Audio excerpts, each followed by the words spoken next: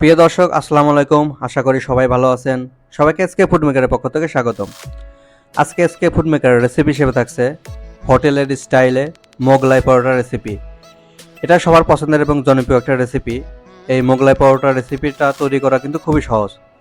হাতের কাছে থাকা অল্প কিছু উপকরণ দিয়ে খুব সহজে এই রেসিপিটা তৈরি করা যায়, যা বাচ্চাদের টিফিন অথবা বিকেলের নাস্তাতে রাখতে পারেন। আশা করি আজকে ভিডিওটা সবার অনেক ভালো লাগবে।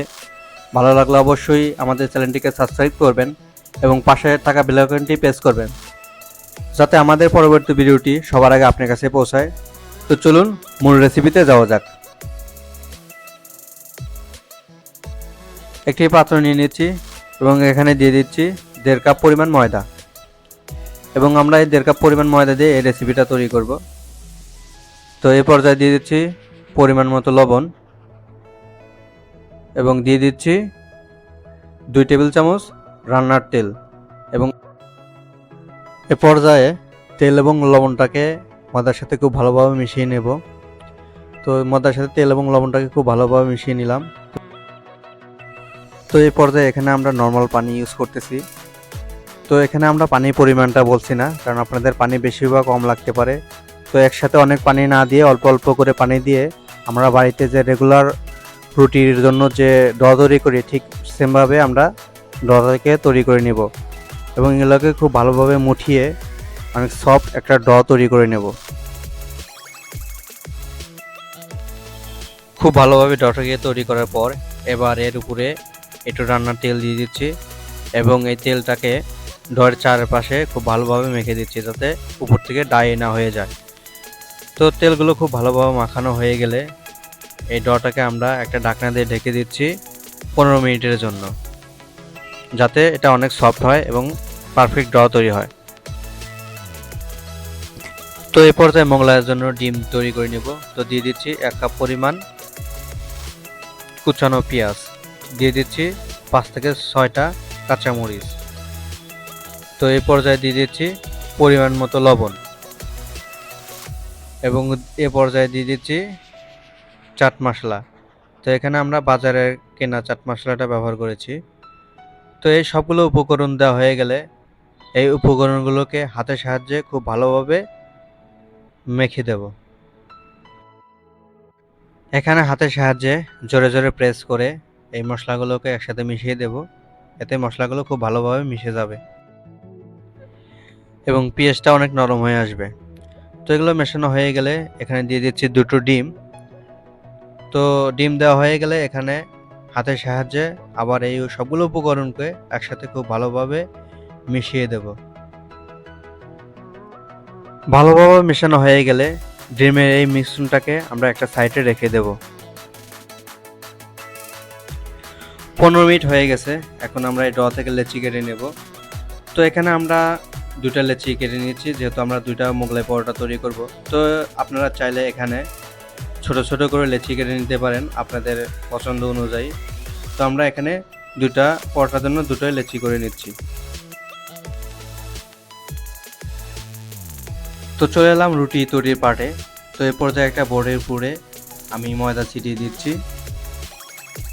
ডোটাকে বোর্ডের উপর রেখে একটা চাপ দিয়ে দিচ্ছি এবং এ পর্যায়ে উপর থেকে আরও একবার ময়দা ছিটিয়ে দিচ্ছি। এ পর্যায়ে রুটি তৈরি করে নিচ্ছি। তো আমাদের এই রুটিটা কিন্তু একটু বড় হবে, কারণ মোগলাই তৈরির জন্য রুটিটা একটু বড়ই হয়। তো আপনারা চাইলে সেম প্রসেস ফলো করে ছোট ছোট করে রুটি তৈরি করে ছোট ছোট মোগলাই তৈরি করতে পারেন। এখানে রুটির থিকনেসটা কিন্তু রেগুলার রুটির মতোই থিকনেস হবে। এ পর্যায়ে আগে থেকে তৈরিকৃত ডিমের মিশ্রণটা এখানে দিয়ে দিচ্ছি। এখানে আমরা 4 থেকে 5 টেবিল চামচ ডিমের মিশ্রণটা দিয়ে দিচ্ছি এবং রুটির কিছুটা অংশ ফাঁকা রাখবো, যাতে সহজে ভাঁজ দেওয়া যায়। তো আমরা এক পাশে ভাঁজ দিয়ে নিয়ে নিচ্ছি।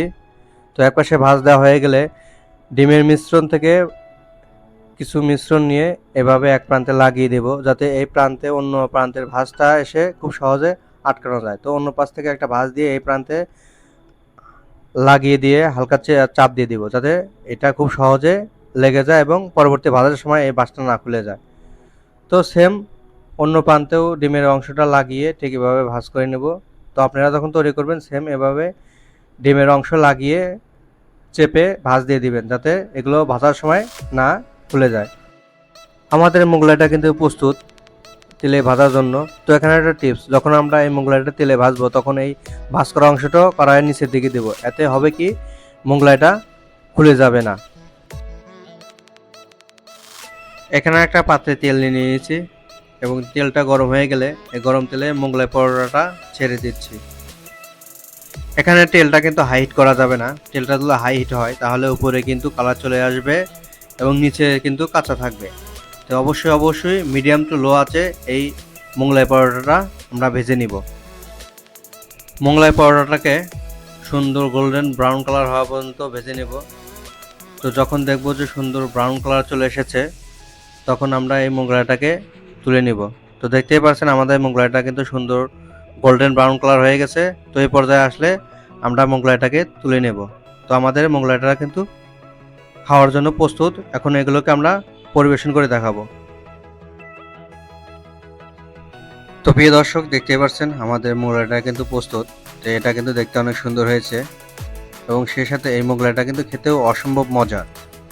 এ পর্যায়ে একটা নাইফের মাধ্যমে এই মোগলাইটাকে কেটে দেখাচ্ছি। তো এখানে আপনারা নাইফের মাধ্যমে আপনাদের ইচ্ছা মতো কাটিং করে নেবেন। তো দেখতেই পাচ্ছেন আমাদের মোগলাইটা কিন্তু কাটিং শেষ। তো এটা দেখতে কিন্তু একদম হোটেলের স্টাইলেই দেখতে হয়েছে এবং খেতে কিন্তু হোটেলের থেকেও অনেক গুণ মজা। তো আপনারা চাইলে বাড়িতে খুব সহজে এই রেসিপিটা তৈরি করতে পারবেন। তো সবাইকে রিকোয়েস্ট থাকবে বাসাতে একবার হলে এই রেসিপিটা ট্রাই করবেন। তো আমাদের এই রেসিপিটা যদি ভালো লাগে অবশ্যই আমাদের এই চ্যানেলটিকে সাবস্ক্রাইব করবেন এবং পাশে থাকা বেল আইকনটি প্রেস করবেন। অবশ্যই লাইক কমেন্ট শেয়ার করবেন। তো আজ এ পর্যন্তই, সবাই অনেক ভালো থাকবেন, সুস্থ থাকবেন। দেখা হচ্ছে নতুন একটা ভিডিওতে নতুন কোনো রেসিপি নিয়ে। সে পর্যন্ত সবাই অনেক ভালো থাকবেন, সুস্থ থাকবেন। আল্লাহ হাফেজ।